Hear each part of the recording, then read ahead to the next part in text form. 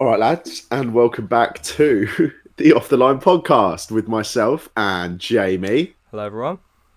and a bit of a different episode today, Jamie. We usually have a kind of an agenda to push or a certain It will topic be to no talk about. different today, but yeah, go on. No, but yeah, we usually have a certain. We usually do a bosh and we talk about fixtures or we do like a tier list or something. Today we're just gonna have a chat.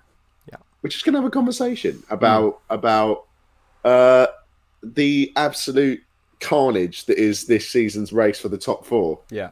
Uh, we're gonna talk about the teams from first down to about seventh. I think was where we were gonna cut it off. I think that's where we've decided the race ends at seventh place with Everton. Um, Obviously Tottenham and Arsenal both below that. So my predictions have gone wildly out the window for this for the rest of the season. But we'll talk about that. We're going to go team by team and just kind of talk about where they're at injury wise, their biggest games before the end of the year, and where we think they're going to finish overall. Yes. So, should we start with the team in first, Jamie? Are probably the safest bet I'll for, just. for, for top four. This is going to be a smooth transition, hopefully. Look at that. Here we are. Right. We're on a different screen now, Sam. You can't see this, but I can. I have to take your word for it. Yeah. We're on the Premier League table. And you look at it now, it's finely poised. And just because we're doing the top seven doesn't mean that the teams under them can't make a charge. And No, of also, course. it doesn't mean that the teams in the top seven will be finishing in the top four. It's No.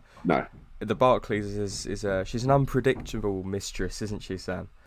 So At the best of times. At the best of times. so we're just sort of gonna go through what we think at the moment, and obviously it's a bit strange for me personally because Yes. my West Ham team are in is it. in this conversation. West Ham are in it. Which is why we wanted to have this conversation because of obviously I've had the privilege being a Chelsea fan to have this most years watching my Yeah. team kind of win the race for the top four. But I this should is this I for should have Jamie started a is podcast way earlier if it meant that this, West Ham were this going for to Jamie is finish. completely uncharted territory. Yeah. I mean, if you are listening on Spotify, by the way, there might be a few visuals that you would get on YouTube. Yeah. But you know, if you just want to play along, we're going to try and make it as understandable as possible for people on Spotify. There's not going to be much like stuff that we're going to be editing and showing up on the screen that you won't be able to understand if you can't see it. So I Yep. wouldn't worry too much about that. Mm. But yeah, I mean, the first year me and Jamie have ever done a podcast or ever done anything together in terms of football content. And West Ham United have ended up in a top four race, What a which time is to be alive, eh? almost unheard of. Yeah. But yeah, no, fantastic. And we'll crack on. We'll talk about Manchester City first. Yes. Because I think they are the safest bet in terms of talking about on that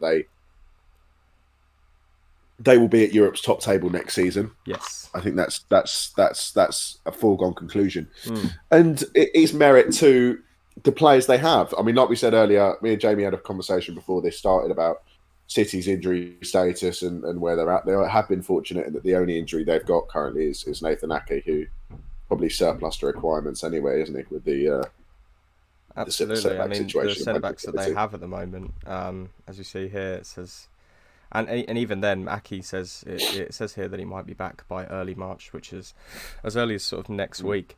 So we'll see what happens with Ake, but then that will be a clean bill of health for City, which is you know, it's when you're going for a title, you've got to have good luck with injuries, as Liverpool found out this season. Yeah. But you know, their centre backs at the moment are undroppable. I mean, the three that sort of rotate in and out of Stones, Laporte, and Diaz are undroppable, as I say, and are a big sort of part to their success. I think they've only conceded 4 goals in their last 16 or 17 Premier League games, which only conceded 15 goals in the Premier League so far. The stats just keep rolling for these lot, and it really is a good time to be a City fan. Anyway, should we talk about the sort of remainder of their season, their fixtures coming up? So with City, it is more them seeing out their title now. I think it's pretty much accepted that Manchester City, excuse me, I've got the hiccups, are a shoo-in for the title. Timing. Are a shoo-in to win the league this season, and it's been widely accepted by the rest of But the rest of the league, that's what's going to happen. They're currently it's either 10 or 12 points clear at the top, and kind of running away with it. City, obviously, big Manchester derby in a week on Sunday. Manchester City against United. That's probably the next big game for City. They've got Wolves on Tuesday, but then the Manchester derby next weekend is enormous. If Manchester managed, you're right. We've got City on Saturday. That's a big game. Yeah. Excuse me. City have got West Ham on Saturday. I apologise. I'm getting way too big. I overlooked. Jamie's clearing his throat. No, well, that is a big game. City's biggest games towards the end of the season are this weekend. I believe they've still got to play us. Oh no, I believe that they might have played us twice. But no, they've got United. The United game next weekend. The United game next weekend is enormous for Manchester City. Huge. Because if they win that, that's their closest title contenders. If they win that, the title's basically over. You'd think so, wouldn't you? No one else is going to catch them, and barring a very large bottle drop, this is very much City's season, and I think everybody's just sort of accepted it at this point. But yeah, no, I think as you say, it's just getting to the end for City now, and I think Guardiola will have his players well drilled and well up for the rest of the season. So I don't see City not winning this title, and it'll also be interesting to see how far they get in the Champions League. Obviously, they've got Borussia Mönchengladbach tonight in the Champions League. Yeah. Which should be a very comfortable game for them. You'd think so, and you'd think that they'd go far this season, especially with the way they're playing in the Premier League at the moment. But yeah, that's City for you. Anyway, we'll move on to Manchester United. 10 points lower, sort of littered with draws their last 5, and obviously Chelsea next game is a huge one. And you'd think that these sort of points dropped are stopping them from really challenging City to the title. And But yeah, you look at their injury list, and we see that Pogba is out, Cavani, Van de Beek, and McTominay all have sort of little injuries, but they most likely will play against Chelsea. But I think those sorts of players, if they don't play against Chelsea, they leave United very weak. Yes, definitely. I don't know what you sort of think how the game's going to go. Well, United have this season, the difference between Manchester City. The difference between Manchester City and Manchester United is that there's this amazing ability that Manchester City have to pick up points in games that they have to pick up points in. They against the smaller teams, Manchester City pick up points. If you don't mind, I've just got to put the charger on for my laptop. So, Jamie, you talk for a second. Jamie, you talk for a second and fill this gap. I've just been told by my laptop that it's in power saver mode and it's going to drop in about 2 minutes. So I've got to do that very quickly. I apologise. Nothing like a little bit of technical difficulties during the podcast. But yeah, no, as Sam say, City and United are very different teams in the way they pick up points against smaller teams. You look at their next 3 fixtures. Chelsea are resurgent at the moment, and City obviously imperious. Crystal Palace is another banana skin for United. Obviously, they lost in the reverse fixture at Old Trafford, and Palace do have the ability, as they've shown against Brighton the other day, to dig in and really build up a proper defence. Obviously, it was a little bit different between the Brighton game the other day, but we'll see how they do. And these next 3 results really should shape Man United's rest of the season. If they sort of lose these next 3 or draw these next 3 and City win the next 3, then we can pretty much wrap up this Premier League season in terms of the title charge. But yeah, you look at the fixtures after that as well. You've got a West Ham fixture in there. Spurs, obviously, they're going to be looking to avenge that result as well from the reverse fixture at Old Trafford, and then Liverpool, and looking further down, they've got a nicer run at the end of the season, but Leicester still a very difficult game. So I think United have quite a difficult sort of run in terms of their I don't think we can say that they're title contenders if they lose their next couple games. So but they can still do it. Yeah, of course. And I think if they lose the next couple of games, then they're in danger of ending up back in the top four race and getting chased by West Ham and Chelsea and Leicester and Liverpool. And at that point, they then have to start thinking about just winning as many games as they possibly can, because they continue to get these draws and these results that they should be winning. Then the unthinkable could happen, and Manchester United could drop out of the top four, and then suddenly they're left in fifth, sixth position and looking at Europa League football. So they do have to be careful, and they do have to. I said on the Bosch last week, they have to start performing against the lower teams. But that's the reality of Manchester United season. They've dropped points against teams they really shouldn't be dropping points against, and that's something you can't do when you're in the top four race. You can look at their last five. The 1-1 draw against West Brom, the 3-3 against Everton, where they drew in the last minute, and the 0-0 with Arsenal will go down as these sorts of results where if you just pick up 2 more points in those 3 games, you're on 55 points and you're only 4 points off City. It's just that difference. You see City's last 5 win.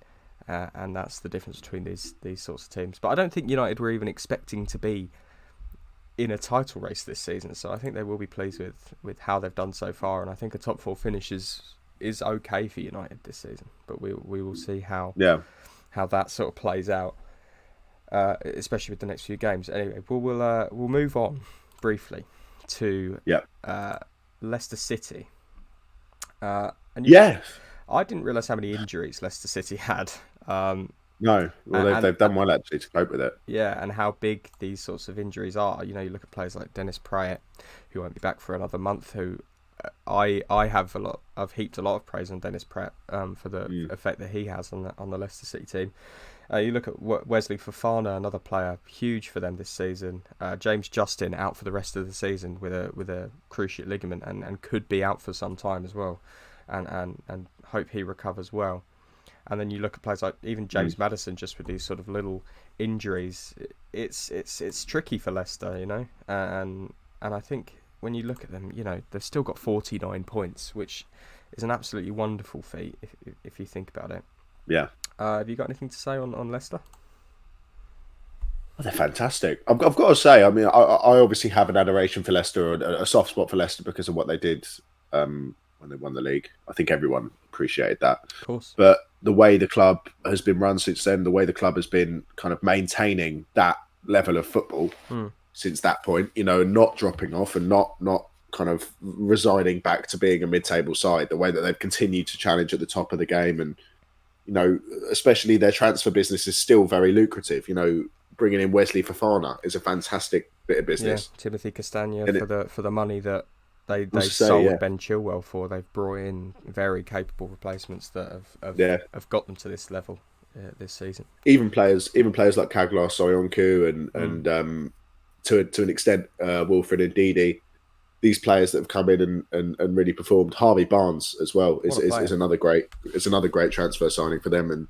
And overall, I think the way that club is being run and the way the club's being managed by Brendan Rodgers is fantastic. And I could, if I was the chairman of Leicester City, I'd be absolutely over the moon with the way that they're playing football and the way that they're performing at the moment. And that is credit to Brendan Rodgers, who obviously proved himself to be a pretty decent manager at Liverpool and has continued to prove himself as one of the top managers in the game since then. Absolutely. So we'll look briefly at their run-in as well. Their next sort of 4 games, you'd think that you look at Arsenal, Burnley, Brighton and Sheffield, you'd expect them to pick up maximum points from most of those. And if you pick up maximum points from most of those games, you're pretty much, you look towards the single figure amount of games left in the season and you think, right, we're in a really good position here. But it is picking up those points. You go to a game against Arsenal. That's always been an interesting game over the past few years. I remember when they won the title, it was a fantastic match at the King Power. And then you look at these are the results you've got to be getting. Sheffield, Brighton, and Burnley all languishing towards the bottom end of the table. You've got to make the most of those games. And I think that they've got some big games towards the end. This is where I want to highlight, which is key. Their last 3 games are United away, Chelsea away, and Spurs at home on the final day. And if they sort of don't pick up these points against teams like Newcastle and Crystal Palace and Southampton and West Brom, you do worry for for Leicester's sort of top four hopes, especially with the amount of injuries that they have. So it will be interesting to see how Leicester do in their next few games. And that's pretty much all I've got to say on Leicester. I'd agree with that. Yeah. Anyway, should we move on to your team, Jamie? Because I feel like it's good to give you this moment of explaining why you think West Ham are in a top four battle.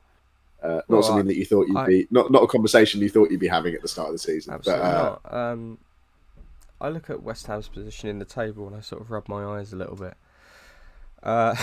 It's been my favourite time as a West Ham fan in recent memory. You know, you think of the last sort of season at the Bowling as a highlight for me personally, but this has blown it out of the water. You know, if we can, I think our next four are absolutely crucial, and we'll talk about those in a sec. But we'll just move on to the sort of injuries. We've been quite good with injuries this season, which is again a huge thing for us. You know, Masuaku's been out for a lot of the season, but you know we've got capable cover there. And the good thing about West Ham is that we can sort of transition between 4 at the back and the 5 at the back very easily. And we can adapt those to what team we're playing. You know, against City, it's very tricky. You know, we can start with a 4 at the back, but then if it's becoming too much, we can go for the 5 at the back and see how that goes. It's what we did against Manchester United in the Cup. But obviously losing Ogbonna, another one which is not good for us. But then you look at the replacements that we have. You know, Diop, Balbuena, who can partner with Craig Dawson, who's been an absolute revelation. As I say, the next 4 games: United away, Arsenal at home, Wolves, and obviously sorry, this is that's later on. City away, which is a huge game. Leeds, massive.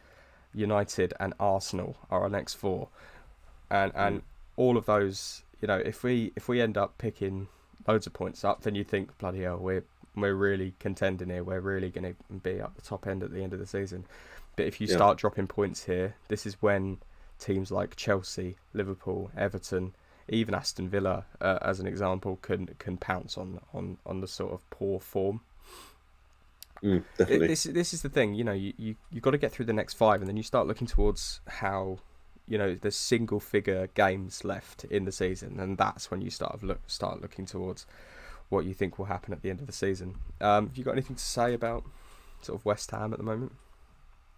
I mean, I'm obviously doing a podcast with you. I can't help but check their results every weekend and just kind of have a small appreciation for the team. Obviously, I'm now not as happy when they get results because I want my team to overtake them, and that's just the reality of being a football fan. Yeah, I've got to say the players that you've brought in Soufal and Soucek have been absolutely instrumental to where you are in the league table, especially Thomas Soucek, who's one of the best signings I've ever seen from a football team in the Premier League. I mean, the job that he does in that midfield alongside Declan Rice is fantastic.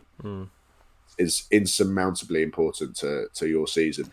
They both just do everything for us.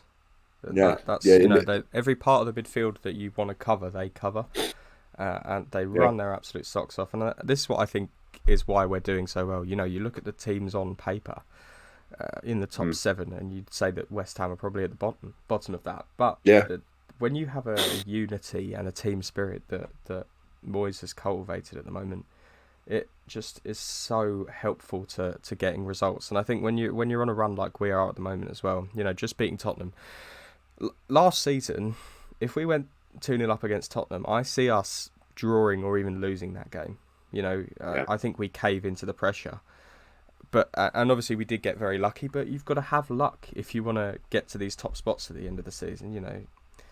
And I just think, the next 4 very important, and then we've got some big games after that as well. You know, you look at Leicester, Chelsea, Everton, and then our last 3 is again where we need to be picking up maximum points. You look at Brighton, West Brom, and Southampton on the final day.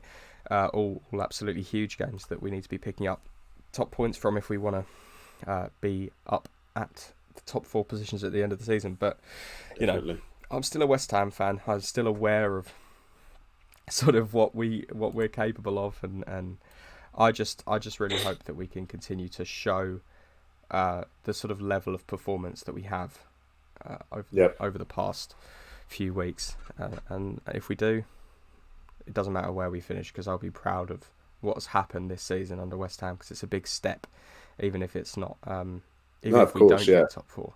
It's a huge step for us as a club, and I think teams will see the project that Moyes is building at the moment, and they'll want to jump in on that as well. Yeah, that's all I've got to say about West Ham. Should we now talk about your club?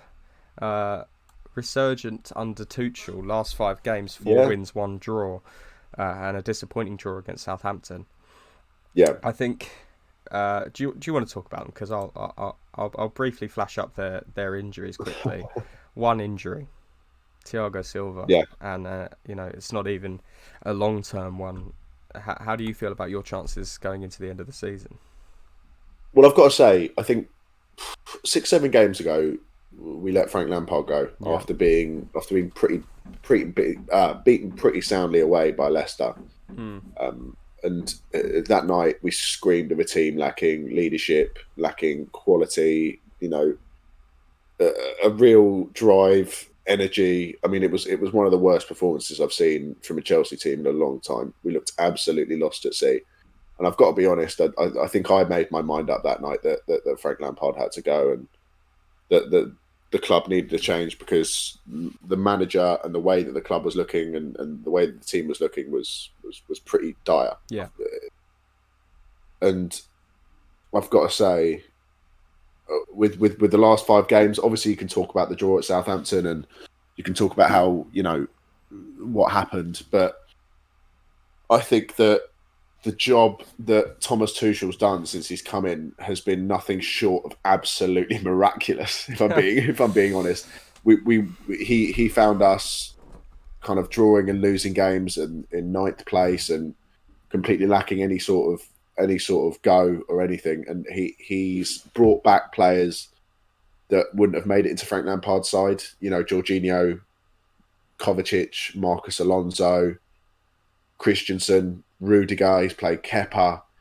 He's brought a new lease of life and a new character into the club that we've needed for a long time this season. Yeah. And he's playing a system that works. Our defence has been insurmountably better. Yeah, 100%. But for him coming in, I think it's that 5-at-the-back system you're playing. I think it suits the players that you have. I think it's obviously not what you want Chelsea to be playing forever. But I think at the moment it absolutely brings the best out of players, and it happened at West Ham as well. You look at the centre backs that we had. I think when you put them in a 3, they're just it takes the pressure off. I think, and you look at players like Marcos Alonso, who arguably, and I think everyone would agree with me when I say he's probably the worst left back in the league. But if you put him a left wing back, he's one of the finest players in that position I'd say in world football at this point. The goals that he pops up with, and he's just there in the box. And I think Marcos Alonso is such a strange player, because I saw him last season. That game against West Ham at the London Stadium where we won, and he was absolutely terrible. I remember talking to you about it at the time. Awful, yeah. He was awful at left back, and then you just look. He just is such a better player at left wing back, and when you get the best out of players like him, and the best out of the players that you have at your disposal, that's what makes you a good manager. And I think that's what Tuchel has recognised. Of course, and I think there's a lot to be said about what Tuchel has got out of these players that Frank Lampard just couldn't get. He's come in, and it's so obvious from the games that we've played that this guy has a mentality and a way of playing football, and he demands everything from his players. You look at the Southampton game, and the way he acts on the touchline. The way he acts on the touchline. There was the Hudson-Odoi incident, which I've got to say, for all the people slagging him off in the press, I think what Thomas Tuchel did with Hudson-Odoi was absolutely everything that he needed to do. Hudson-Odoi came on against Southampton, and when he lost the ball and when Southampton were attacking, Hudson-Odoi was lethargic and wasn't defending with the aggression and the intensity that he needed to. As well, don't you? Yeah, well, that's the way that Thomas Tuchel plays football. Yeah. But Hudson-Odoi wasn't performing with that, and he wasn't showing the right attitude. And Thomas Tuchel, rightfully so, took him off and called him out and said, "Look, I wasn't happy with him." And that obviously sparked the performance that I saw from my team last night, which is one of the best Chelsea performances I've seen in a long time against Atletico Madrid. We absolutely dominated them for 90 minutes. Yeah, got a goal, and no, we look a top team. And I think you look at some stats from this season. Chelsea have got the second best defensive record in the league, which is the biggest step. Last season we conceded as many goals as Brighton. Yeah. And the kind of swing from that to where we are now and defending and keeping clean sheets. You look like a team that spent 250 million in the transfer window now, whereas I think under Frank Lampard, I don't think you did. Obviously, Werner getting his first goal in a while against Newcastle will be a confidence boost for him. Whether this is Werner's time now. These last sort of 12, 13 games needs to be where Werner kicks on. Yes. It's all well and good getting that first goal, but obviously he didn't score against Southampton. And your next 4 fixtures, which I've just put up on the screen here, they're very difficult. And this is what I think will be the test for Tuchel. You've obviously got to contest with Champions League football as well. The second leg against Atletico and defending that lead at Stamford Bridge. But then you've got games like Man United, Liverpool, Everton and Leeds, your next 4 Premier League games. This is crunch time for Chelsea. This is where we sort of separate the men from the boys. And I'm curious to get your thoughts on how you think these next 4 games are going to go. Well, I deign to predict anything that happens with Chelsea this season because we seem to kind of decide on the day which side wants to turn up. I've got to be honest. I look at Manchester United this weekend, and at the back end of the Southampton game, I would have said we'd get a pasting. But I now look at where we are now and the way the team played last night against one of the top teams in European football. And I'm over the moon with the way that we're playing, and I really can see us getting at Manchester United. I can see players like Reece James and Hudson-Odoi and all of these kind of wing-back players really causing them some issues. And the 5-back that we're playing, the system, especially with players like Pogba and Edinson Cavani out for them, I really think we can cause them some trouble. And then you look at Liverpool and you look at Everton, the other 2 games we've got coming up. I can't help but be confident. I can't help but look forward and think that we have a really good chance of finishing in the top 4 now. And that is something that we had to do. And all of the press that said that Chelsea were wrong for sacking Lampard and that we should have given him more time and that there was the way the club's run is, all of this stuff that we were saying about Abramovich having a happy trigger figure, they should all write an apologetic article now because it's different. Roman Abramovich. Because I think personally, I agree. I agree with you. But what I will say is that this all stems back to the fact that Lampard shouldn't have been hired in the first place. Of course. And I think that it is harsh to sort of lump it on Lampard that they're not performing very well this season when he, doesn't have the managerial acumen quite yet. But I do agree with you that people were very sceptical about the Tuchel appointment, and now they're very much eating their words. And obviously the way that the club is run was under heavy scrutiny when Lampard was sacked. But it's what Chelsea do. It's what they've always done, and they've been successful with it over the past 20 years. You've won countless amounts of trophies, which a lot of teams can't boast. And it is good because we have obviously. Now you look forward for Chelsea. We've got a second leg in the Champions League coming up in the round of 16 that we now look like we're going to win. We have an FA Cup quarter-final against Sheffield United to set up a game at Wembley, and it's all very positive. But I'm not going to get ahead of myself. Often when managers are appointed, there's a honeymoon period. Yeah. In 5 weeks I could be saying something completely different, but at the moment I'm very happy. Right. Should we move on to a group of fans that aren't very happy at the moment? Yeah. Liverpool Football Club are on a current run of losing 4 games in a row, heading towards a 5th if they fail to win this weekend. And it's a club in. Is it a club in? I'm not going to say it's a club in freefall, but they look completely in dire straits at the moment. Well, they And are in free fall, and you just have to look at their you just have to look at their it's a broken record at this point, saying about Liverpool's injuries, but you've got to, if you want to mount title challenges and title defences, you've got to be lucky with injuries, and they just haven't been.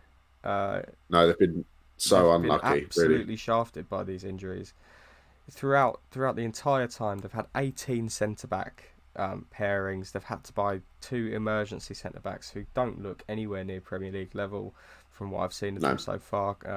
Obviously not Davies because he hasn't played yet, but Kabak doesn't look at the level at all, and he's just coming from a team at the bottom of the Bundesliga and only have won 9 points this season. So it is an absolute travesty for Liverpool, this title defence, and I think it's partly due to fatigue, and I think that the pressing style that Klopp sort of demands from his players, I think can go some way to explaining.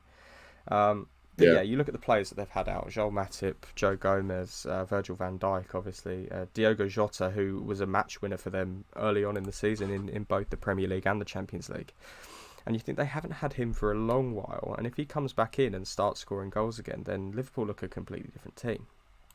And now we learn that Jordan Henderson will be out for the rest of the season as well, with a groin reductor injury. Whether he has surgery on that, it will be confirmed soon. But it's so unlucky for Liverpool, and I do have sympathy for them. But at the same time, losing 4 games in a row, I don't. It's breaking records for the wrong reason. And you look at their next few, and you think, this is crunch time for Liverpool. I say this a lot. Sheffield United, they need to win, and they need to win emphatically. And then they've got Chelsea, which is another huge game for Liverpool. And for Chelsea. Absolutely. This is the big thing now, is that Liverpool are on a run of losing 4 games in a row. The only way you can really bounce back from this is to, like you said, beat a team emphatically and lay your claim and say, look, this is how we're going to overcome this problem. Yeah.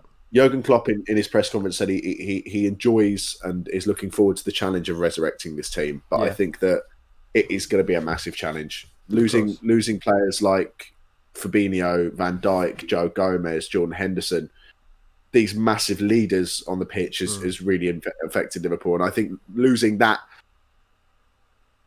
level of leadership has actually, I think, affected them more than actually just losing the defensive acumen of these players. I think they do look a little bit lost playing against teams like Burnley and Brighton in games that, when you are in the trenches and when you are coming up against these defensive sides where you need someone to step up and say, roll their sleeves up and drive the team towards these results. Yeah.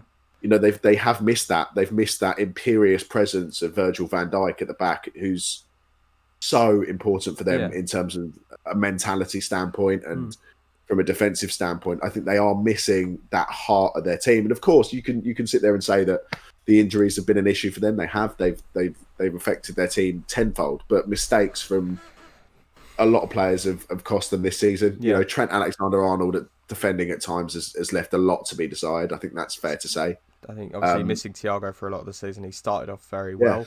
But what I will say, and I know it's hypothetical, but if you're telling... So, this is a hypothetical situation. City don't have Laporte, Diaz, Stones, Ake, Gundogan. If you're telling me that they're still first in the Premier League, you are lying.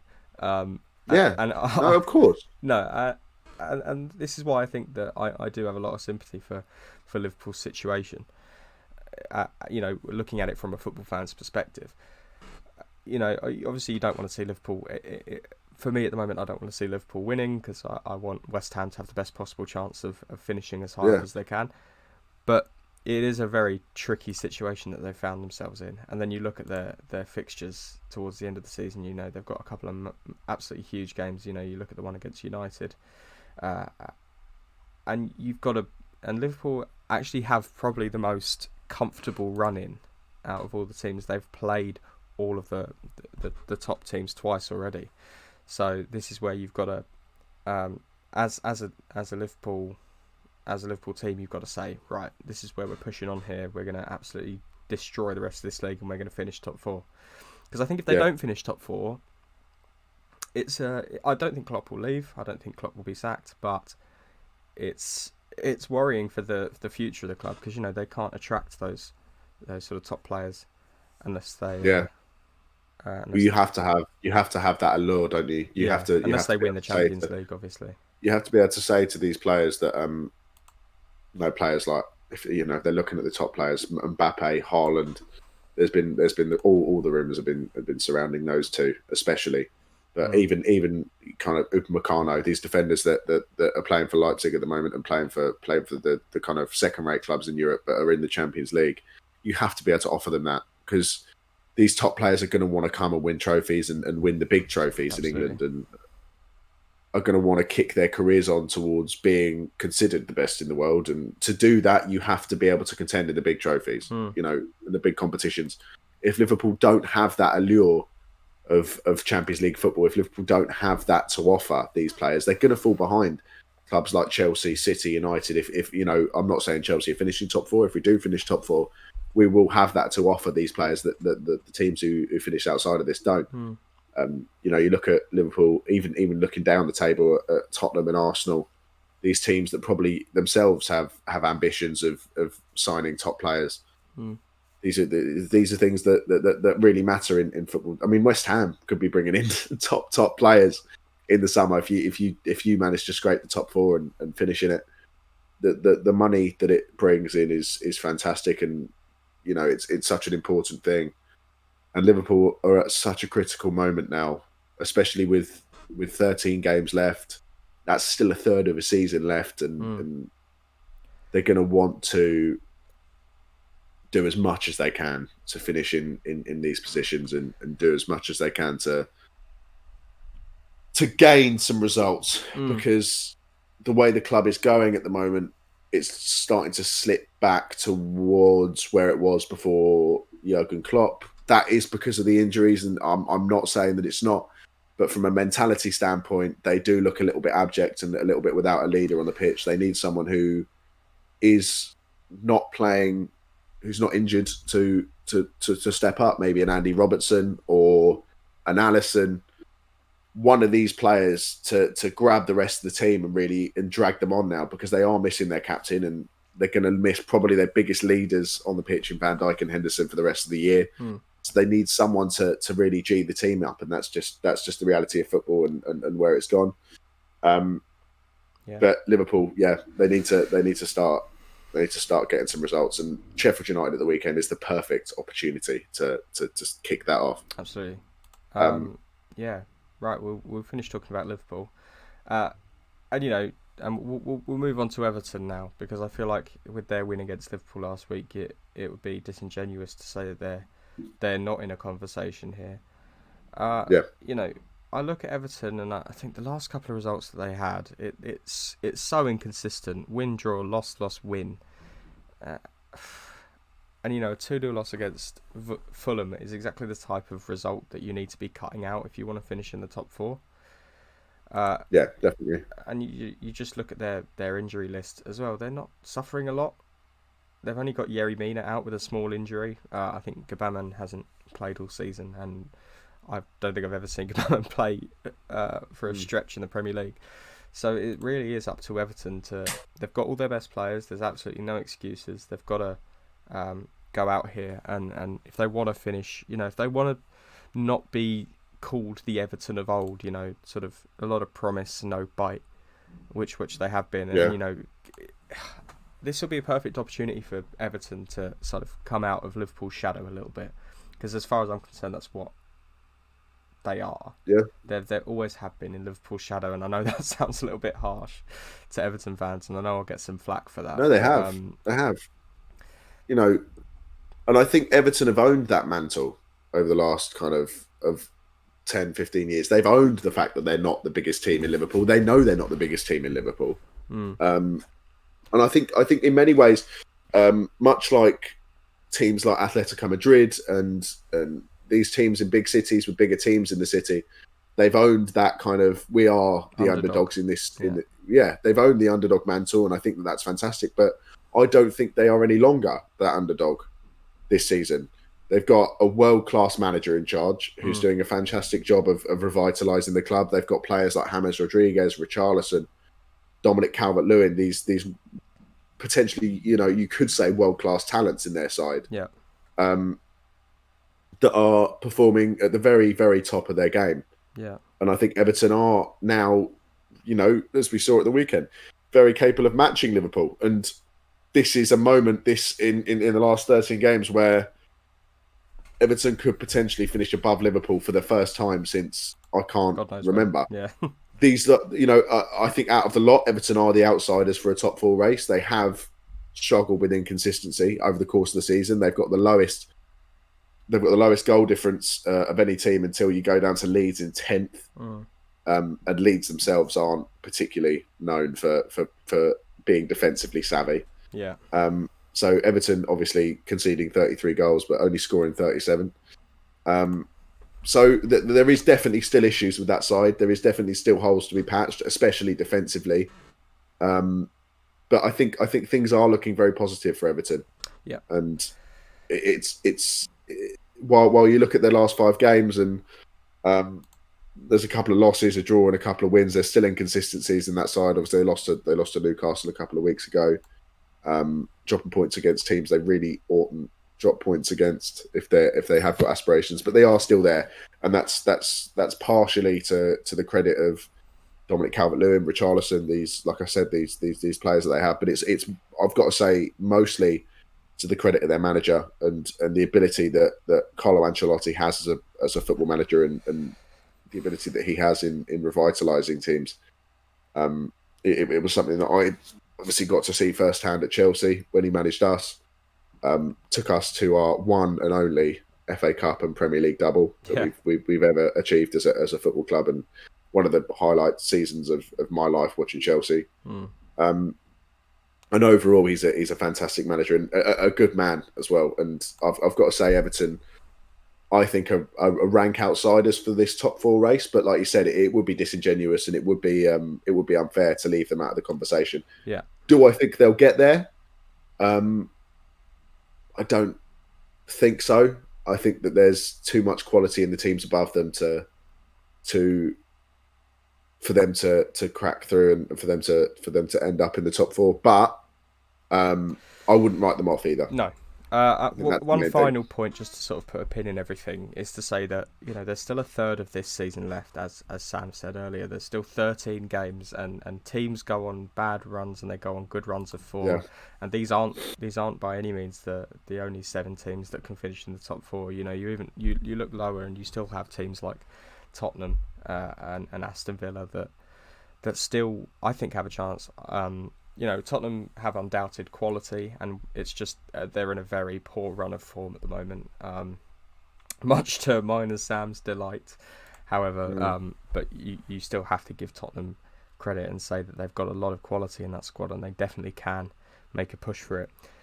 And yeah, anything can change in the Premier League. It's the best league in the world by far, and it is a topsy-turvy one. So and it's exciting, and we're excited to be with you along the way. Anyway, Sam, would you like to at this point make your predictions for the sort of top 6 places? We're going to go first to 7th. Because like we said earlier, we feel that at 7th place you kind of go down towards Villa, Spurs, Leeds, Arsenal, the teams that are probably completely unlikely to finish in the top 4 and would require a bottling of insurmountable proportions from the teams above them and a fantastic run in themselves. It'd be a miracle for any team below 7th to finish in the top 4 at this point. So I've gone for City to win it, which I think is not going to shock anyone. It's not going to. Manchester United to come in 2nd, Chelsea to come in 3rd, Leicester City to finish 4th. I'm going to go with West Ham to finish 5th, Liverpool to finish 6th, and Everton to finish 7th. That's where I've placed everyone. Lovely. Okay. Well, I've gone the same. Surprisingly, I've gone with City to finish 1st. Then it's a bit of a toss-up. I think City will win it by far. Yeah. I'm actually going to predict Chelsea to finish second. Giving me tingles. If we finish second, I'll be absolutely over the moon. I'm going to predict, and I'll be convinced at that point. Yeah, I'll be convinced at that point it'll be coming home. So I will. I think I'll go Leicester in third. Yeah. I'm going to go United in fourth. It's a big drop off. Yeah, I think. So we've got the same top four. We've just gone with different placements. Yeah, then I think Liverpool in fifth, West Ham in sixth, and Everton in seventh. I know it's obviously very pessimistic of me to go against my own team, but it's the nature of predictions. I hope I'm proved wrong. I really do, because I'd love to. But even you look at the top 7 positions, and you've still got 2 cup finals to be played, which decide European positions in terms of the league.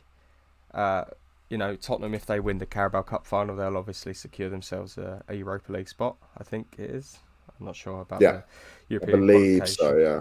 And then obviously there's a lot to play for in the FA Cup, and if a team in the top 6 wins that, then obviously another position goes into the Premier League of Europa League qualification. So it's all up in the air, but that's the nature of predictions, and that's why we do it. We're done.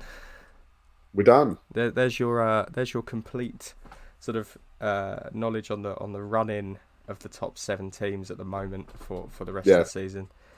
Just to veto quickly, because just to kind of make this point, obviously we did table predictions a few weeks ago now.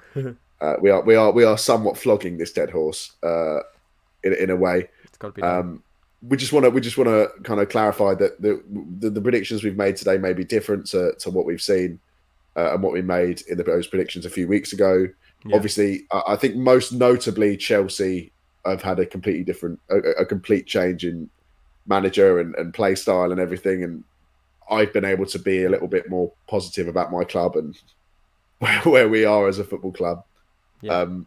But we've made these predictions based upon kind of another 2-3 weeks of football, which is really important to bear in mind. Yeah. These predictions change in 3 weeks' time as well. Yeah, that's what I said.